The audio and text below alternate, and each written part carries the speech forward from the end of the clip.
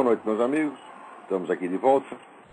Como sempre, começamos nosso programa invocando a Santíssima Virgem Maria, o Santo Padre Pio de Pietrelcina, para que roguem a Deus que nenhuma injustiça se cometa nesse programa. Aqui alguém me enviou notícia de que o juiz da primeira vara criminal de Goiânia, GCI Alcântara, autorizou um hospital lá de Goiânia a praticar um aborto num caso que não está previsto em lei. Quer dizer, é um caso de uma determinada doença, no qual a lei não prevê esse caso. Quer dizer, o juiz simplesmente legislou. Isso aí, gente, é a coisa pior que pode acontecer num país, porque a partir do momento em que os juízes deixam de aplicar a lei e começam a inventá-la, pronto, isso aí está em curso a revolução. Isso está acontecendo aqui nos Estados Unidos já há muito tempo. Quer dizer, os juízes já legislam aqui há muitíssimo tempo. Por exemplo, no caso no estado de Massachusetts, o governador Mitt Romney, ele disse que tinha autorizado lá união civil gay por injunção da corte. Quer dizer, a corte determinou que tinha que ser assim. Acontece o seguinte, acontece que o governador não é obrigado a obedecer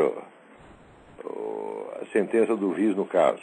Tá certo? O governador tem que seguir a lei. Se o juiz determinou outra coisa, não interessa. Né? Mas isso aqui já virou moda nos Estados Unidos há muito tempo. Então cuidado com essa coisa, gente. Isso aí, vocês prestem atenção nos juízes, porque essa turma de PT e outros partidos já está infiltrando gente na justiça, vai fazer 40 anos. Eles preparam as coisas com muita antecedência. Quando você percebe, você já está vivendo num outro sistema que não é aquele que você acredita que está vigente, e a coisa mudou e você não percebeu nada. Agora, prestem atenção aí, ó, que eu recebi uma carta aqui da Ana Maria, né? Sempre ouvi dizer que PT e PSDB era a mesma coisa, mas eu não sabia bem por quê. Agora eu tenho uma noção e passo a compartilhá-la com o senhor, pois não sei se já ouviu dizer que o governo do estado de São Paulo, Serra PSDB, produziu uma cartilha para os professores e alunos de todas as séries de disciplinas. Inclusive estão no site da Secretaria de Educação. Ela dá aqui o site, o endereço é comum, mas é procurar, Secretaria de Educação do estado de São Paulo, você acha. Veja o senhor que na disciplina de filosofia os alunos devem estudar o pensamento de Antônio Gramsci, o que me levou, junto com meu filho, a pesquisar na internet para ele apresentar seu trabalho pedido pelo professor. Então é esse o caso. O governo usa dinheiro público para ensinar meu filho a ser subversivo. Onde estamos? Bom, isso aí é o seguinte. O José Serra é mais comunista do que a peste. Ele é mais comunista do que o PT inteiro, gente. Prestem atenção. Prestem atenção. O PT e o PSDB foram ambos inventados dentro da USP para aplicar no Brasil o que Lenin chamava a estratégia das tesouras. Quer dizer, o país fica... Você vai reduzindo o panorama político a dois partidos que já estão agindo de maneira articulada, ou seja, há uma certa concorrência por cargo, etc. Mas substancialmente não há mudança, não há diferença alguma. Tá certo? Tanto que no tempo do Fernando Henrique, os caras diziam, não, o Fernando Henrique, com essa política neoliberal, etc, que fica aí obedecendo do FMI e tal, o Lula subiu lá e está fazendo exatamente a mesma coisa. E, aliás, qualquer governo comunista do mundo que assuma o poder hoje, tá certo? Só implantará uma economia estatizada do dia para a noite se for completamente louco. Ou se for um boi de piranha, como eu acredito muito que esse Hugo Chávez é um boi de piranha, quer dizer... Manda um sujeito fazer uma loucura para todo mundo ir em cima dele, todo mundo presta atenção nele, enquanto isso você atravessa o resto da boiada, né? Quer dizer, você está implantando o comunismo na América Latina inteira, mas o pessoal só fala de Hugo Chávez. Aliás, daqui a pouco eu vou comentar isso aqui. Né? É um trabalho que foi publicado aqui na revista New Political Science a respeito de Hugo Chávez, já vamos falar disso já. Mas olha, o próprio Lula, ele disse, eu e o Serra estamos inaugurando um novo estilo de fazer política no Brasil, mas é exatamente isso. Quer dizer, esses partidos sempre agiram de maneira articulada. Não acreditem que se houver uma vitória no Serra, na próxima eleição, alguma coisa substantiva vai mudar substantivamente. Não vai. Por exemplo, toda essa coisa que está acontecendo com o MST, quem fez o MST foi o Fernando Henrique, gente. Se não fosse o Fernando Henrique, não existia MST. Foi ele que encheu essa organização, que é uma organização ilegal, com dinheiro do governo. Mas, peraí, deixa eu mudar de assunto um pouquinho, antes que eu me esqueça. Eu tenho aqui dois avisos para dar para vocês. O primeiro é o seguinte, é que ainda há tempo de você se inscrever para o curso que eu vou dar aqui sobre Eric Voegelin, do dia 27 de abril até 2 de maio. Tá? Vai ser dado aqui em Colonial Heights. Ainda há tempo e ainda há algumas vagas. Então, pode se inscrever pelo telefone 041-9974-4443. Vou repetir, 041-9974-4443. E também iria avisar que vai haver no dia 25 de abril, sábado, das 9 da manhã às 13, no auditório do terceiro andar do Barra Shopping, na Barra da Tijuca, Rio de Janeiro, o encontro sob o nome A UNO América e o Eixo do Mal Latino-Americano, onde haverá conferências do Jorge Roberto Pereira, que é o fundador do Farol da Democracia, que está promovendo este evento, e também do Alejandro Penha Esclusa. Alejandro Penha Esclusa é um dos líderes da oposição venezuelana, foi candidato a presidente da Venezuela, e é o fundador do UNO América. E também da Graça Salgueiro e do Heitor de Paula, que estão...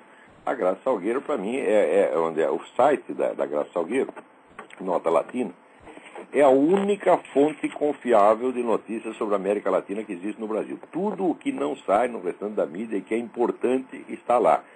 E às vezes a Folha de São Paulo, Estadão, copia a Graça Salgueiro com 6 meses de atraso. E finalmente o Heitor de Paulo, que é, para o meu gosto, o melhor comentarista político que tem no Brasil hoje.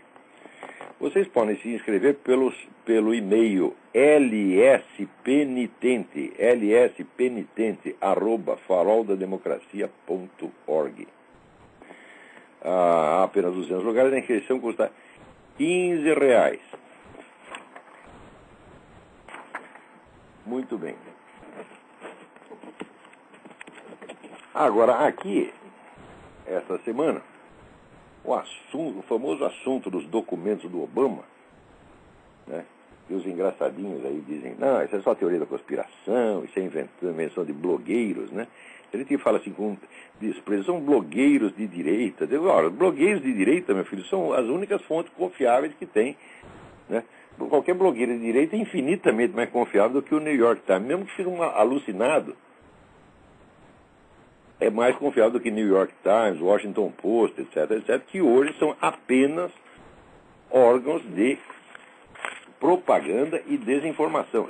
São apenas isso. Não é que eles fazem isso, não é que se desviam das funções do jornalismo de vez em quando. Não. Eles são somente isso. Não há mais jornalismo nenhum. Um dia vamos explicar isso aí direitinho para ver a diferença aqui que houve, né?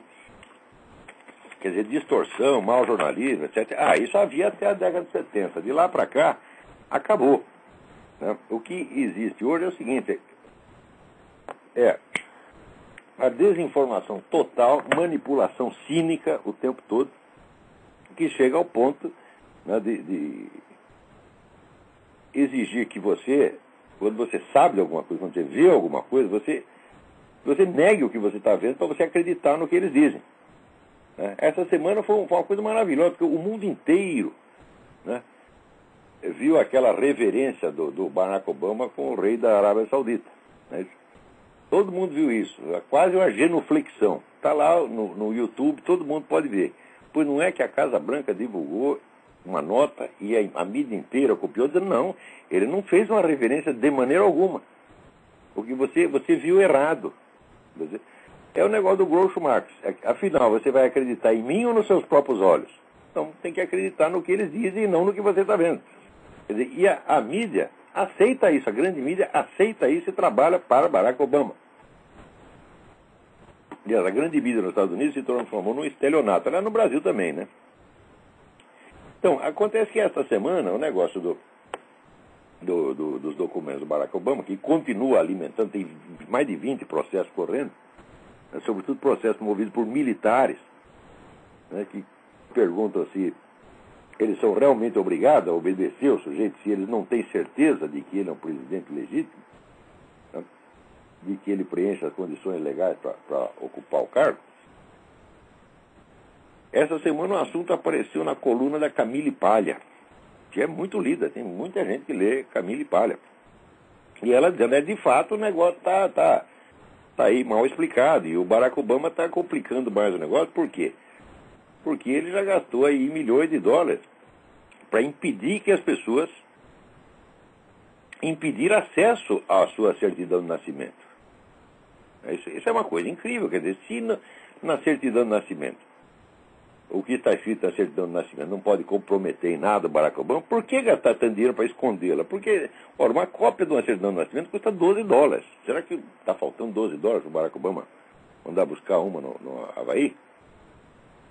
Eu sei que, sim, nos hospitais do Havaí, chegaram a botar polícia na porta para impedir a entrada de repórteres.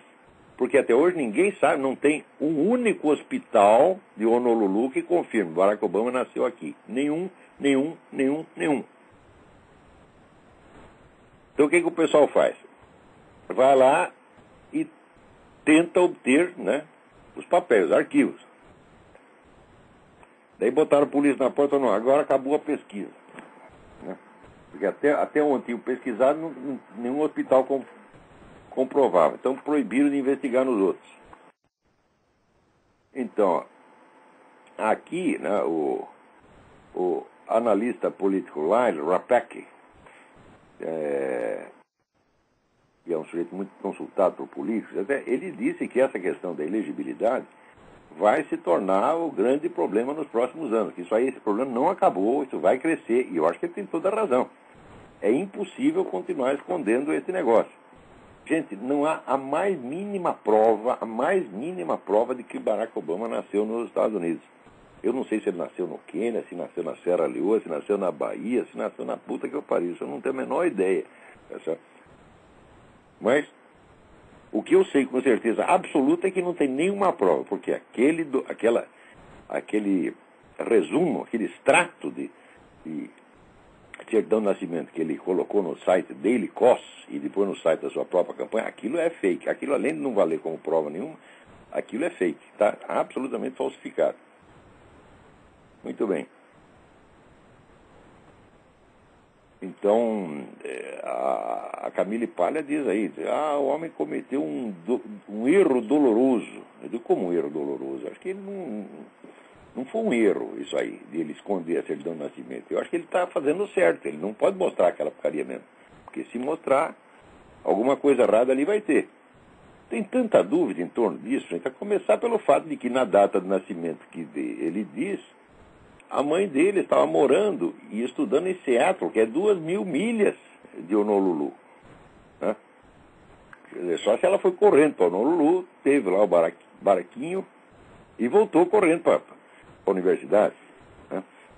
E assim, agora, quando a pessoa não tem o que alegar contra isso, o fato da ocultação do documento é tão flagrante, tão evidente, né? É como o caso da genuflexão. Você tem que negar os seus próprios olhos. Né?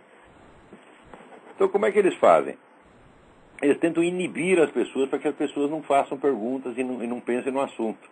Então começa a rotular, dizer, não, isso aí é teoria da conspiração, isso é coisa de maluco, etc. Até muita gente do Partido Republicano e conservadores caem nessa. Pessoas assim, fiquei profundamente decepcionado. Ronald Kessler entrou nessa, escrevendo, que é um colunista em geral excelente. David Horowitz, né? Ann Coulter. Todas as pessoas dizem, não, esse negócio os documentos do Barack Obama, isso aí é coisa de maluco. Eu digo, mas como coisa de maluco? Cadê o documento? Você tem? Você viu? Não, então você está acreditando no Barack Obama sob palavra. Tá certo? E pior são aqueles caras que dizem, não, mas o ônus da prova acaba o acusador falando, mas ninguém está acusando o Barack Obama de nada. Não se trata de uma acusação. Está exigindo um documento. Quando o polícia para você na rua, o polícia para o seu carro, e pede a sua carteira de motorista, você vai dizer, o ônus da prova cabe a você? Ele não está te acusando de nada, ele está só pedindo o documento, porra.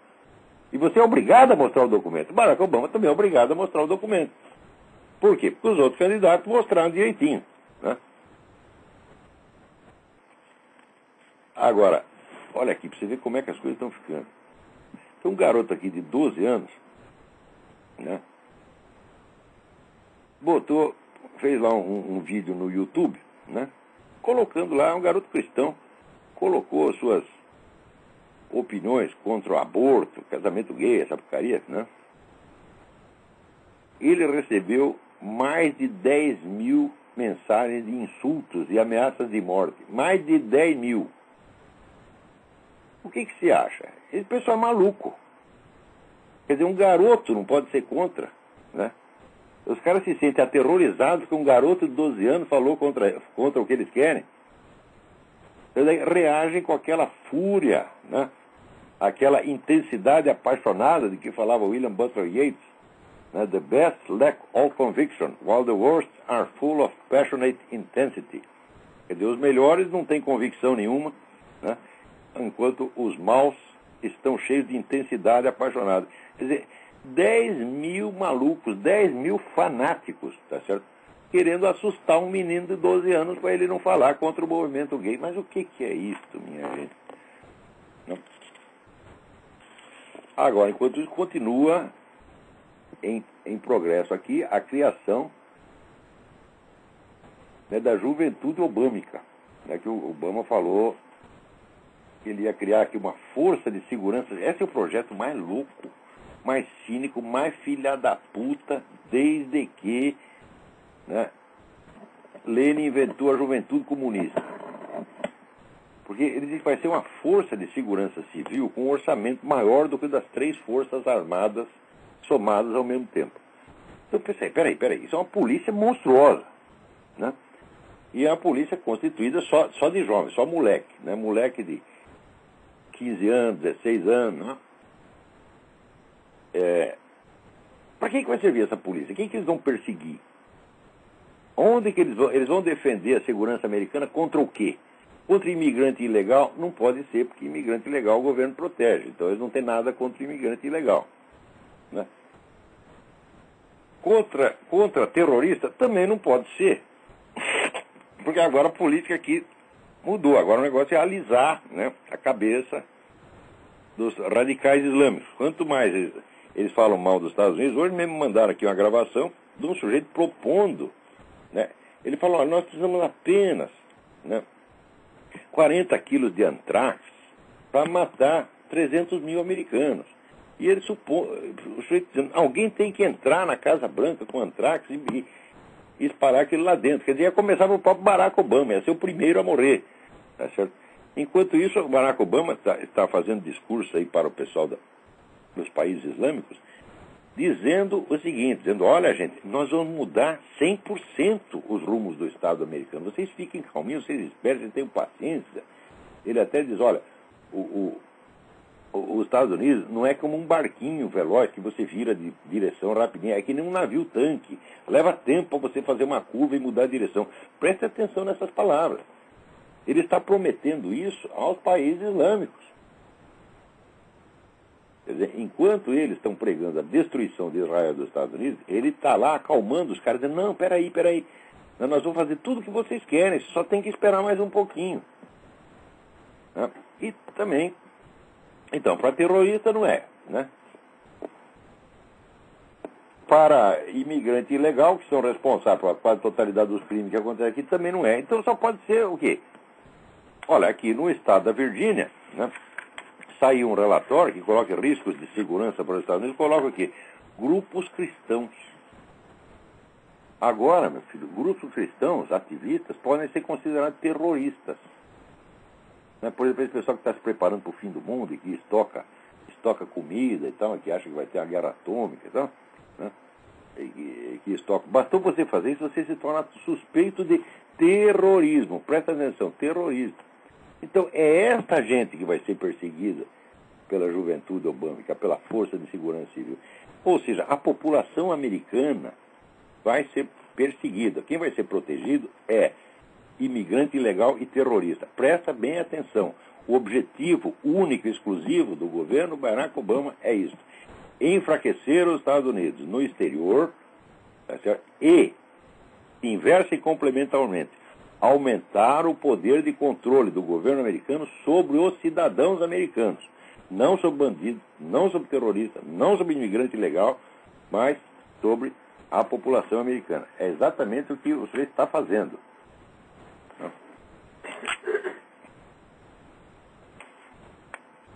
Agora, para ver como esse negócio de globalismo, né, substituir os governos nacionais por um governo mundial, acabar com a soberania e passar todos os poderes legislativos e administrativos para órgãos internacionais, né, isso é feito sob o pretexto de que, não, hoje em dia nós temos problemas de escala global que requerem soluções globais, é muito difícil resolver isso, por exemplo, né, contrabando, narcotráfico, terrorismo, resolver isso na escala nacional, então nós temos que ter um governo mundial.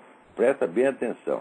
Na Inglaterra, né, o custo da União Europeia, quanto a Inglaterra está gastando para manter essa porcaria da União Europeia que não faz nada, só inventa legislações absurdas, né? O que você não pode comer, né?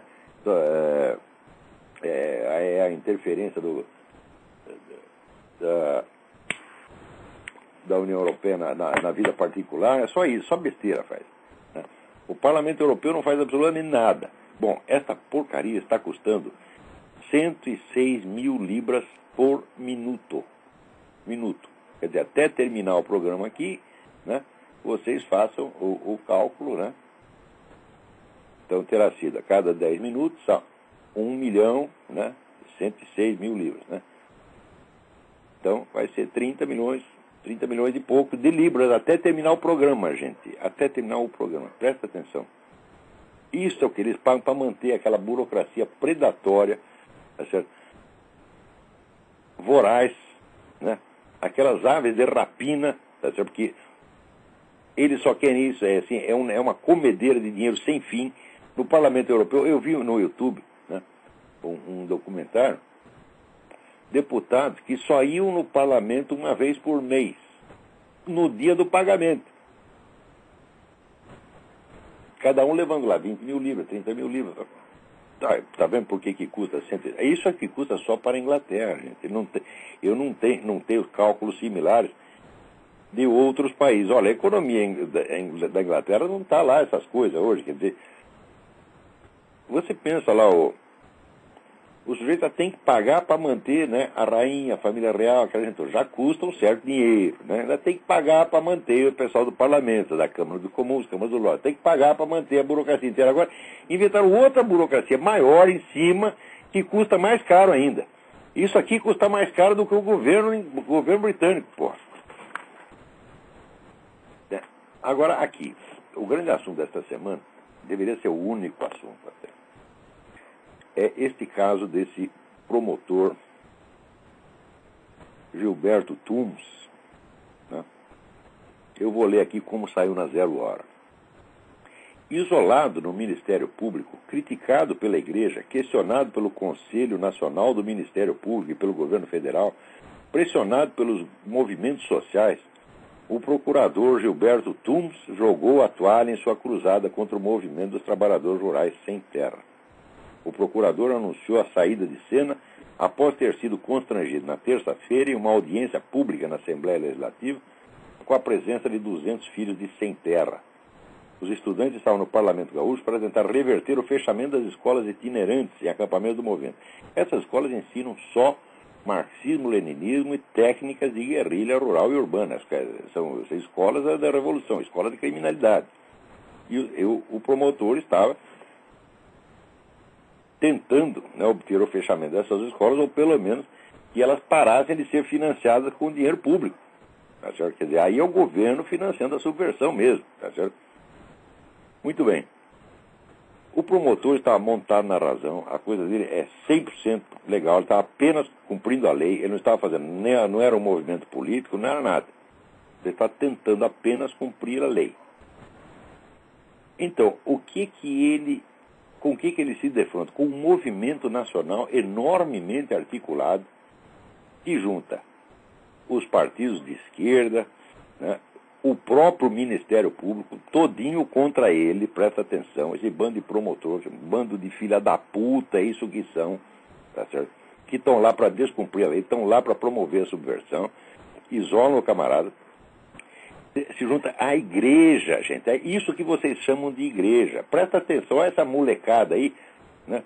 Outro dia um daqueles merda catoliquinhos disse assim, não, mas se você descobre que um bispo trabalha para a KGB, ainda assim você tem que obedecê-lo, porque ele foi ordenado bispo. Veja a mentalidade, gente. Quer dizer, o sujeito quer que o princípio da obediência seja respeitado em oposição ao princípio de hierarquia. Que eu saiba, obediência é hierarquia, gente. Ele obedece o superior dele e você obedece a ele. Agora, se ele está indo contra o superior, está indo contra o Papa, está indo contra a igreja, você vai ter que obedecer o cara. Quer dizer, isso é levar o servilismo à última instância. Isso aí é absolutamente demoníaco, isso é blasfemo e demoníaco. E isso é o que está sendo ensinado para os garotos como se fosse catolicismo no Brasil. Quer dizer, é obediência incondicional, qualquer bispinho de bosta. Experimenta esse bispo, vir dar uma ordem para mim, para ver o que acontece. Tá certo? Eu enchi a cara do sujeito de porrada, dentro da igreja dele, batia nele dentro da igreja, ele já sai daqui, filho de uma puta. Porque não é que você não é bispo, você não é nem um membro da igreja, você é um maldito excomungado. Eu sou um pecador, um merda, um filho da puta, mas eu sou um membro da igreja. E você não, você está fora. Sai daqui. É o que vocês têm que fazer, gente.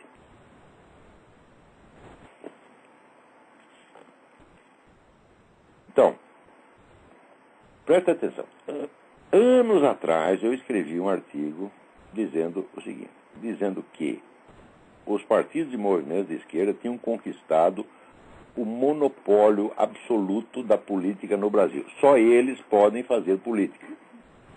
Por quê? Os demais partidos que ainda subsistem, eles só entram em atuação na época das eleições. Quer dizer, eles têm alguns eleitores, mas eles não têm militância. Eles não têm gente para botar na rua, para fazer pressão, você está entendendo? Para gritar, tá certo? Para fazer exigências, reivindicações, não tem ninguém. Quer dizer, quantos militantes tem o PSDB? Zero. Quantos militantes tem o Demo? Zero. Tá certo? Tem um cabo eleitoral, quer dizer, o pessoal que serve para espalhar santinho, para mandar votar no candidato fulano de tal. Mas, pergunto eu, quantas organizações mobilizaram gente para ir lá na Assembleia Legislativa defender o promotor, que estava tentando cumprir a lei? Ninguém. Zero, zero, zero, zero, zero, zero, zero.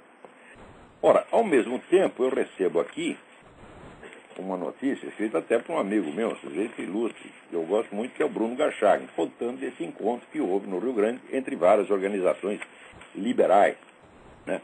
O Ordem Livre, o Instituto de Estudos Empresariais, o Instituto Milênio, o próprio Farol da Democracia participou, etc, etc. E dizendo, uma nota até animadora, dizendo, não, o pessoal agora está consciente de que tem que haver alguma reação, tem que começar a se organizar, tem que começar a colaborar, né?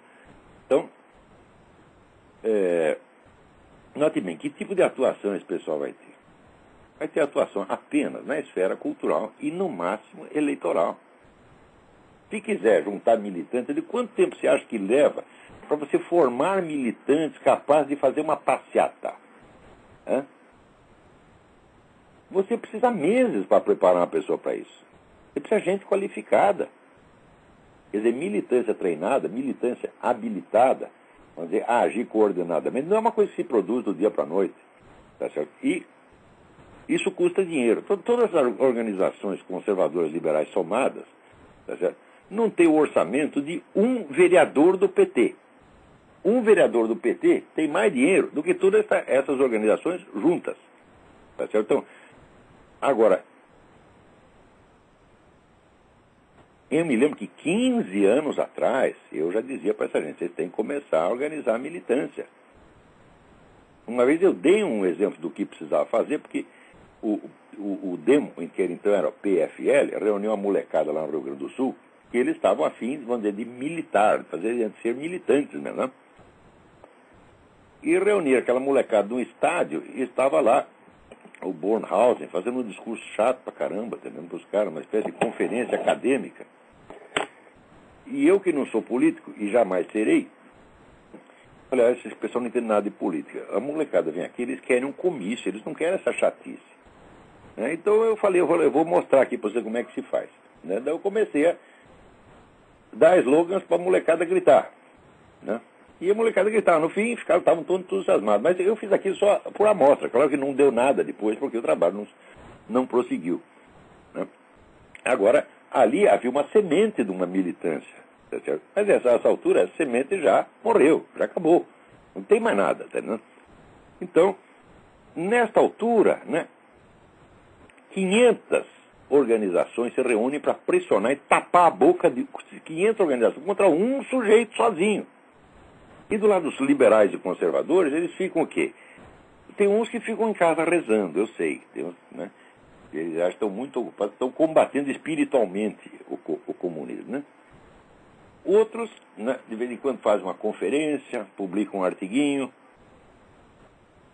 Eu digo, nenhum deles, nenhuma dessas organizações tem audiência que tem este programa. Este programa aqui, tá certo? No qual, o orçamento zero. Esse programa com orçamento zero atinge muito mais gente do que todas essas organizações somadas. Tá certo? Porque tem uma diferença. Eles não sabem fazer as coisas e eu sei. Eu estudei o assunto e eu sei como é que se faz. Eles simplesmente não sabem. O que eles sabem é tratar de assuntos acadêmicos, sobretudo, formular modelos de sociedade. De tudo que eu ouvi desses liberais, 80% é como a sociedade deveria ser. Deveria ser assim, assado e tal. Quer dizer, estão pensando na sociedade ideal, uma coisa hipotética. Por exemplo, esse pessoal que diz que é libertarian, que diz, não, tem que privatizar tudo e tal. Bom, isso é uma ideia que você tem, tá certo? Mas, concretamente, agora, na situação real que está na sua... que está em volta de você, o que você vai fazer? Nada, vai fazer nada, vai ficar sonhando com o seu modelo de sociedade ideal. Então, eu escrevi já há muitos anos que a esquerda havia chegado a obter um monopólio da mobilização popular e, portanto, o monopólio da política. Tá certo? E essa turma, vamos dizer, que se diz de direita, ainda está pensando em se unir. Mais de 10 anos atrás, eu lembro que eu estava falando no Fórum da Liberdade, lá no Rio Grande do Sul, e eu, naquela época, como eu estava trabalhando no livro O Exército na História do Brasil, que era um livro da Biblioteca do Exército, eu estava muito em contato com o milico, conhecia muito milico, sabia o que eles sentiam, conhecia os sentimentos deles. E tinha, naturalmente, a maior apreciação por essa gente, porque entre os militares, foi só entre os militares que eu vi realmente algum patriotismo no Brasil. E, por outro lado, havia uma outra iniciativa positiva, que era o Fórum da Liberdade, que era a reunião anual dos liberais lá no Rio Grande do Sul. E eu pensando aqui, é absolutamente necessário que haja um contato, que haja uma aproximação, que haja uma aliança entre os liberais e os militares. E estou eu lá pensando nisso quando aparece o Dr. Og Leme, presidente do Instituto Liberal, e na frente de 2.000 pessoas no Fórum da Liberdade, diz, por que o Brasil precisa de forças armadas? Temos que fechar essa porcaria. Olha, naquela altura eu disse aquela famosa frase, fudeu. Acabou. Acabou. Isto vai quase 10 anos atrás, gente. Agora os caras se reúnem e eles precisam se articular. Né? Bom, primeiro, a maior parte das pessoas que se diz liberal, eles são diretamente responsáveis por essa situação criada. Por quê? Porque a maior parte deles são pessoas que só se preocupam com uma coisa, que é a liberdade de mercado. Eles só lutam no fronte econômico. No mais, eles são favoráveis a todo o programa cultural e moral da esquerda. Aborto, casamento gay, etc, etc. Aprovam tudo isso. Porque o Estado não deve interferir. Se o Estado não deve interferir, então, se os gays querem casamento, eles devem ter casamento. Se a pessoa quer fazer aborto, deve poder fazer aborto. Quer dizer, eles levam o princípio, vamos dizer, da liberdade individual a um ponto em que esse princípio se torna o inverso de si mesmo. Note bem, porque a liberdade, ela de fato não é, ela não pode ser um princípio. Princípio é uma norma geral que pode ser aplicada indefinidamente sem levar a contradições. Tá certo? Por exemplo, você pegar as regras da aritmética elementar, são princípios, todas elas. Você pode aplicar indefinidamente com as regras da geometria. Nunca vai chegar a contradições. Você vai deduzindo, chegando às aplicações mais remotas e particularizadas, nunca vai haver uma contradição. Agora, existem outras coisas que parecem princípios, mas são apenas normas gerais pragmáticas. Né? Como, por exemplo, o da liberdade individual. Esses princípios, pseudo-princípios, eles não podem ser aplicados indefinidamente, porque quando passam um certo ponto, eles se contradizem. Eles viram o contrário do que eram. Tá certo? Porque são princípios de aplicação relativa. Quando as pessoas dizem a liberdade de um termina onde começa a do outro, basta, todo mundo está consciente disso e todo mundo repete isso ad infinitum. Basta isso para você entender que a liberdade não é um princípio, mas uma norma pragmática de aplicação limitada. A liberdade é limitada por sua própria natureza. Tá certo? Não é que eu estou querendo limitá-la. Não, a liberdade ilimitada seria o poder ilimitado. Se você tem liberdade limitada, então você vai acabar com a liberdade de todo mundo. Tá certo? Então, quer dizer, a liberdade considerada na esfera civil, ela é necessariamente limitada. Então você não pode tomá-la como princípio geral, tá certo, da sociedade de maneira alguma. Quer dizer, a liberdade é um dos componentes que entra na concepção da sociedade, mas não pode ser o componente fundamental jamais. Jamais, jamais, jamais. Por quê? Se uma regra limita a outra, então ela predomina sobre ela. Se você diz que a liberdade de um termina onde começa a liberdade do outro, então há um princípio de limitação da liberdade, e esse princípio predomina sobre a liberdade. Porque é ele que a limita e não a liberdade que o limita, por sua vez. Então, isso é, a divisão dos interesses legítimos predomina sobre a liberdade. Ou seja, o princípio de justiça, que é sum cuique tribuere, dar a cada um o que é seu, não tomar o que é do outro, predomina sobre o princípio da liberdade. Tá certo? Então, o sujeito que se define como liberal, libertário, ele já começou com a coisa errada. Porque ele é a favor de alguma coisa que só ele mesmo reconhece, não em palavras necessariamente, mas por dentro ele sabe, que é um princípio, na realidade, limitado. Então, eu sou a favor da liberdade, etc, etc. Tá bom. Meu filho, isso aí, você dizer isso e não dizer nada é a mesma coisa. Porque essa tua liberdade, a liberdade que você está falando, ela necessariamente estará subordinada a algum outro princípio. E na prática será esse outro princípio que você estará defendendo e não a liberdade. Você pode defender um princípio de justiça, digamos, um princípio de ordem, tá certo? Mas não a liberdade. Quer dizer, o cara que diz que é um defensor da liberdade, ele é um defensor de alguma outra coisa na prática, e não da liberdade em si. Tá certo? A liberdade é uma qualidade secundária, né, que se espalha, por assim dizer, entre as instituições de uma sociedade, quer dizer, graduando-as, moderando-as e aperfeiçoando. Ela não é o princípio social, você já está falando uma limitação da liberdade. Então, a sociedade começa com uma limitação da liberdade individual. Isso é a coisa mais óbvia do mundo. Isso aí, uma alcateia de lobos ou uma matilha de cachorro sabe disso. Tá certo? Que o princípio organizador não é jamais a liberdade. O princípio organizador pode preservar a liberdade para não ferir ou não ferir demasiado as pessoas, mas ele não pode ser baseado na liberdade. Então, qualquer um que se diga essencialmente um liberal ou um libertário está dizendo uma mentira. Ele está proclamando como princípio fundamental algo que não é o que ele realmente defende. Porque se ele defender isso, então não é de fato um liberal, ele é um anarquista. Tá certo? E anarquismo não é liberdade. Anarquismo é a lei do mais forte. Você jogar uma bomba na casa do sujeito, tá certo? Que é o modus operandi preferido dos anarquistas desde que eles existem, né? Não é propriamente respeitar a liberdade do cara.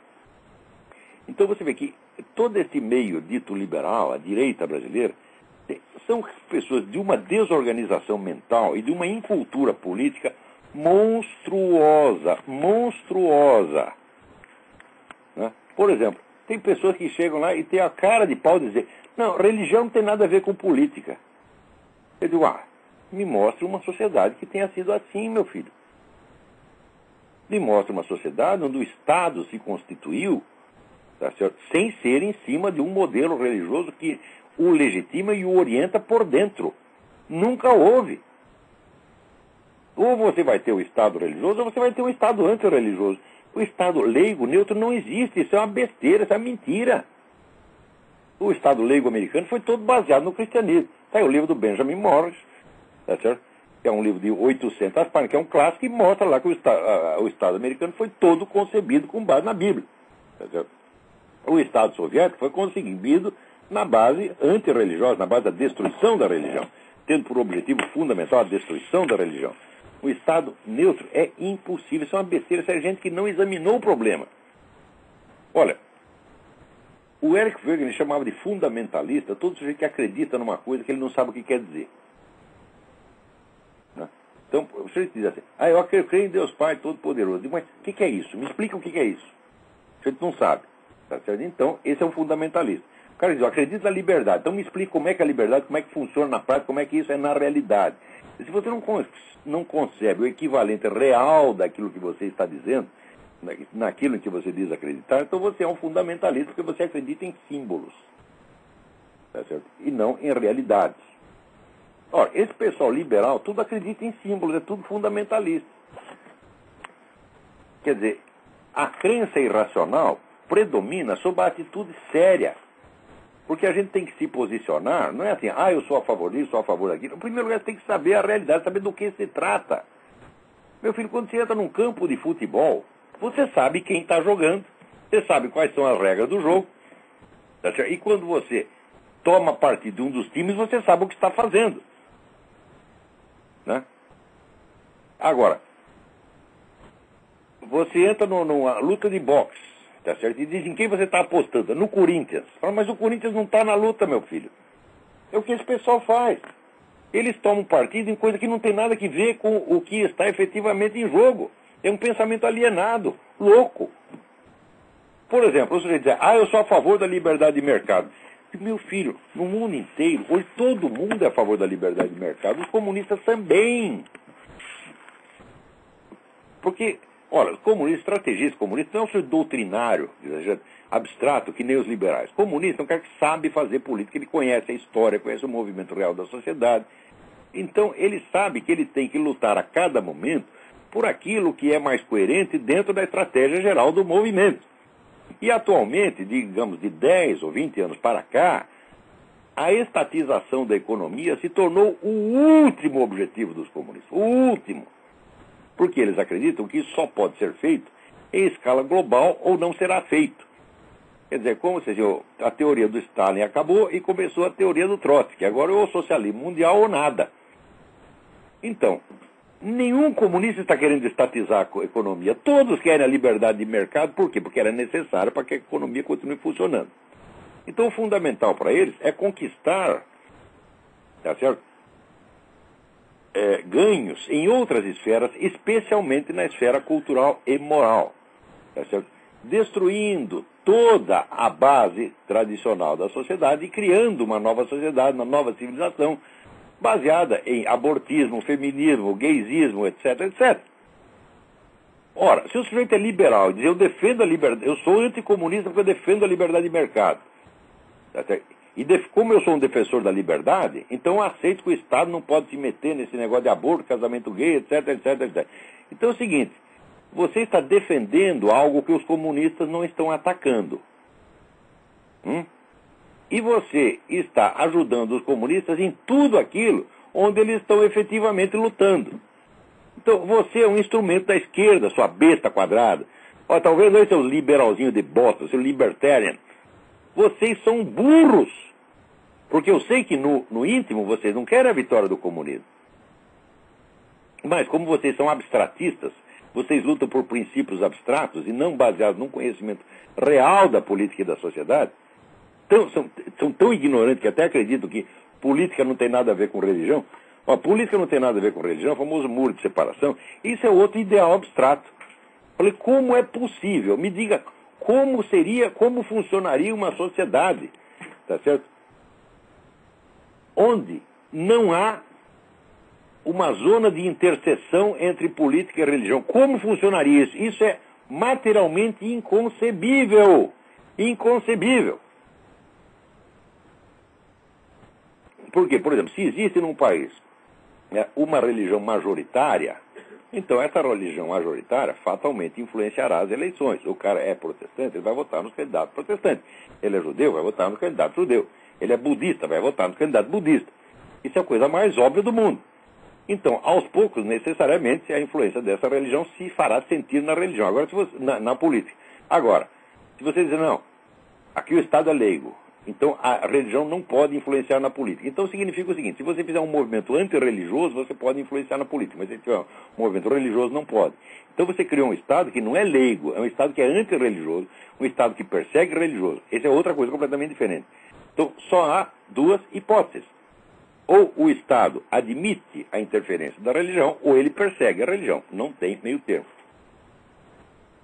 E quando persegue a religião, não é porque os caras sejam agnósticos. 90% desse pessoal que diz agnóstico pertence a sociedades secretas, é ocultista. Ele tem a sua religião, só que é religião ocultista. Tá certo? Então, por aí você pode medir a ignorância, o despreparo dessas pessoas. Eu vou dizer uma coisa para vocês, vou dizer algo em meu próprio favor. No Brasil tem um sujeito que entende de teoria política e de ciência política. Sou eu. Não há mais ninguém. Mais ninguém. Se você pegar, depois de mim, quem mais entende é o Heitor de Paula. Mas pergunta para o Heitor de Paula, Heitor, você conhece teoria política? Ele vai dizer não.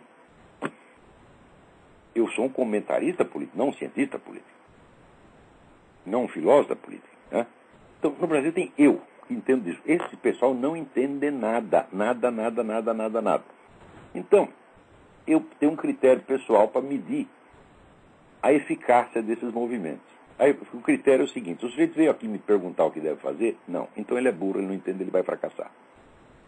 Porque, por exemplo, agora nessa reunião que houve, vem de novo aquele negócio de concentrar os esforços na economia, na defesa da liberdade de mercado.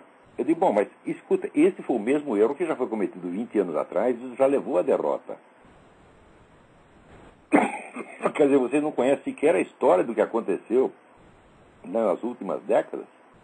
Vocês vão repetir tudo de novo. Porque eles não sabem o que a geração anterior fez. Então, estuda, por exemplo, a história do PFL, meus filhos. Estuda, eles não sabem, tudo é garotada agora de 20 e poucos anos, eles ignoram a história da geração anterior, então eles não sabem que estão fazendo o mesmo erro de novo. Eles estão operando no vazio. São garotos que eles querem fazer política assim como expressão da sua alma. Eu gosto disso, eu gosto daquilo, então ele começa a defender aquilo que ele gosta. Eu digo, escuta, antes de você defender o que gosta, você precisa saber se aquilo está em jogo no momento. Que é disso que se trata, você está entendendo? Eles têm que partir do conhecimento da realidade política. Então, como esse pessoal todo alienado, maluco, por boas intenções, eu não acredito que haja realmente boas intenções em pessoas que não querem conhecer a realidade. Porque o valor número 1 é a verdade, meu filho. Tá certo? Se você não gosta da verdade, você não quer conhecer a verdade, então você não tem boa intenção nenhuma. Não acredito que haja boa intenção no auto-engano, tá certo? Pertinaz, persistente, teimoso. Tá certo? Não acredito que haja boa intenção na vaidade. De garoto de 20 anos, né? E o que ele quer assim, é subir na vida. A maior parte desses meninos tão loucos assim para. Você tem um filho da puta, que escreveu que Olavo fez contato com o Opus Dei porque ele queria dinheiro, foi pedir dinheiro para o Opus Dei. Isso jamais aconteceu. Jamais aconteceu. Eu nunca pedi dinheiro para essas organizações, nem pediria de maneira alguma. Agora, o mesmo pessoal que faz isso é o pessoal que vem aqui, né, vai na Atlas Foundation, vai na Cato Institute, vai na Rhodes, cavar dinheiro o tempo todo e só cuidam disso. São esses mesmo. Quer dizer, agora, quer que eu leve a sério essa nova geração de liberais e conservadores? Vou dizer, 80% de picareta e 20% de idiota.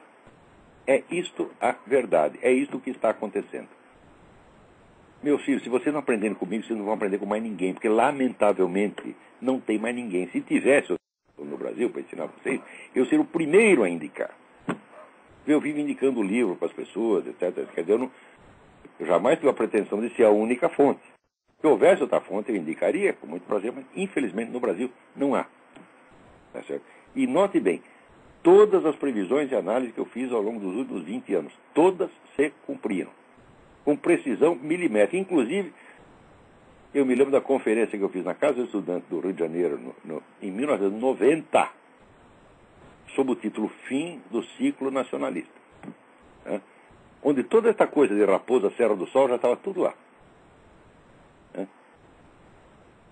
Dizendo exatamente o que eu sabia que ia acontecer. E assim por diante. Quer dizer, a eficácia das análises das previsões no Brasil não quer dizer nada. Quer dizer, você mostrar que você conhece o assunto não significa nada. As pessoas ficam com raiva. Ou então vem te puxar o saco e te dar uma facada pelas costas. Né? Quer dizer, o Brasil é um país de neuróticos. Quer dizer, eles não sabem para que existe o conhecimento. O conhecimento para eles é uma coisa que é para você ostentar, né? Para você se fazer de bacana perante as menininhas. E, portanto, se aparece um sujeito que tem mais conhecimento que você quer matar o cara. Porque você acha que ele vai comer todas as menininhas. Meu filho, eu estou com 61 para 62 anos, eu não vou comer menina nenhuma, tá entendendo? Já passou, você está entendendo? Não, você não precisa ficar com raiva de mim, não precisa ter inveja de mim, você está entendendo? Eu não vou comer sua namoradinha, eu não vou comer sua mulherzinha, e, sobretudo, não vou comer você, porque eu não sou louco, tá certo? Então, não precisa ficar com inveja, não precisa ficar com medo de mim, eu estou aqui para ajudar, não é para sacanear, tá compreendendo? Agora, esse pessoal está todo concorrendo para ver se aparece, né? Então, o conhecimento para eles é um meio de aparecer. Então, perante o conhecimento, só pode ter duas atitudes. Ou você odeia o cara e quer matar, ou então você vai puxar o saco dele porque você está com medo. Quer dizer, é uma coisa de neurótico. O conhecimento é uma coisa para ser usada e para ser usado para o seu benefício. Né? Ai, ai, ai. Então, olha só. Que coisa. Veja você. Eu lembro, né, no tempo do George Bush, né, ele tinha um irmão que bebia e aquilo o simples do irmão beber dava escândalo toda semana, a mídia inteira falava daquilo. Agora, veja o que aconteceu. O irmão do Barack Obama foi para a Inglaterra, queria ir para a Inglaterra, teve o visto recusado, porque ele, a outra vez tendo na Inglaterra, ele abusou de uma menor de idade. O filho da puta é um pedófilo. O presidente tem um irmão pedófilo. E você pensa que alguém falou disso? Não. Né? Saiu num jornal inglês. Aqui eu não vi isso em jornal nenhum. Não vi isso na CNN, não vi na NBC, não vi no New York Times, não vi no Washington Post. É o silêncio total. Aqui. O sujeito teve o visto recusado. Samson Obama. Tá vendo só? O cara é procurado pela polícia porque abusou de uma menor de idade. Da outra vez que esteve lá. Que coisa incrível! Né? Acusado de ataque sexual. Né? É um estuprador. O presidente tem um irmão estuprador. Olha só que maravilha. Né? Mas aqui, aqui tem um cordão sanitário, né, em volta do Obama. Né? Proteção, círculo de proteção. Agora, o Obama pode fazer tudo. Veja que coisa maravilhosa. No programa passado eu comentei do censo, que é o Barack Obama, antigamente ele tinha o escritório do censo, que funcionava submetido ao parlamento, portanto bipartidário, e que o Obama mandou instalar aquilo na Casa Branca, dentro da Casa Branca, onde ele pode ficar lá fiscalizando o censo. Agora, aqui quem domina o censo domina a eleição, porque o censo faz o zoneamento eleitoral. Então, só o fato de você querer, né, o censo sob o seu domínio já é suficiente para você ver que é desonestidade. Né?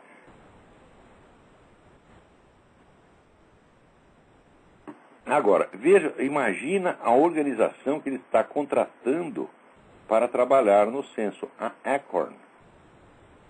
Acorn é aquela turminha que falsificou milhares de títulos de eleitor para eleger o Obama, gente. Logo depois, quando o Obama veio com o tal do estímulos, no estímulos tinha lá 4 bilhões de dólares para a Acorn. Então, ora, a ONG participa da campanha dele e logo em seguida recebe dinheiro. Bom, isso já seria desonesto, é motivo de impeachment. Mas ela não participou apenas da campanha, ela cometeu um crime para ajudá-lo na campanha. Né? E em seguida recebe um prêmiozinho de 4 bilhões. O que você acha? Isso aí não é corrupção, não? Não é um caso óbvio de corrupção? É, mas ninguém fala. Aqui as pessoas veem a causa e efeito, eles veem, acompanham a ação inteira, mas eles não tiram a conclusão. Agora, a Econ ainda vai ser premiada novamente, né, ganhando autoridade sobre o censo. Quer dizer, a Econ vai fazer o zoneamento eleitoral, meu Deus do céu.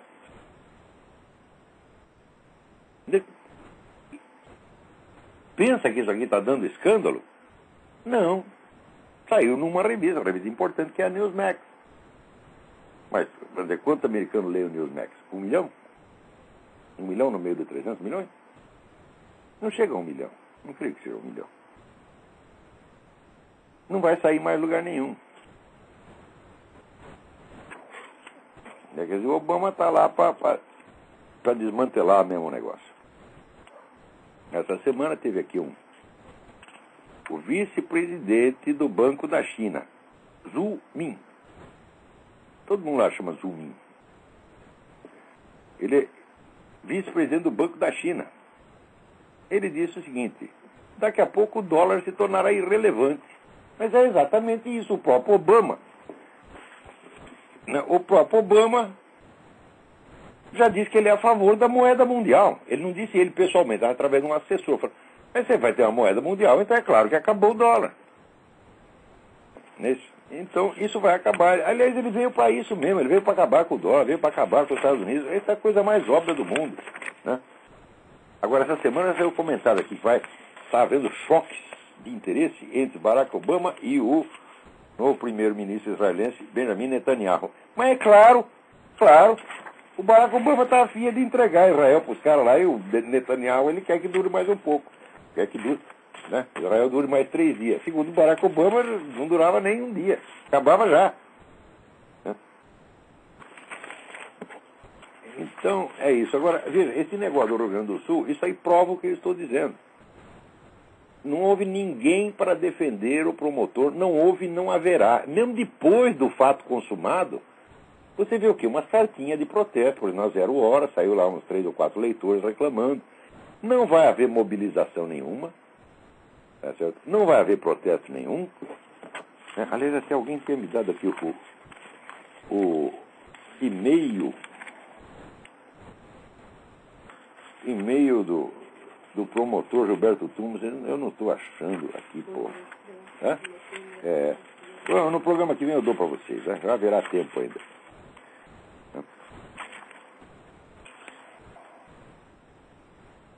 Agora, aqui me chega uma denúncia, eu não vou dizer nem o nome do cara. Você vê como as coisas estão.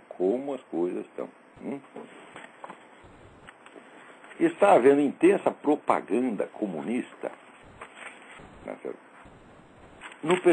entre o pessoal que está se alistando para o exército. Quer dizer, essa turma de sargento e cabo que recebe lá os recrutas já estão ensinando comunismo para, né, os recrutas. Intensa propaganda comunista dentro do exército para os jovens soldados. Preste atenção. E aí, o que estão fazendo vocês aí, comandantes militares? Cadê o bando de generais aí? Né? O Lula, quando falou bando de generais, acharam que era ofensivo. Né? Olha, eu acho que é até elogioso, porque ele reconhece que os caras são generais.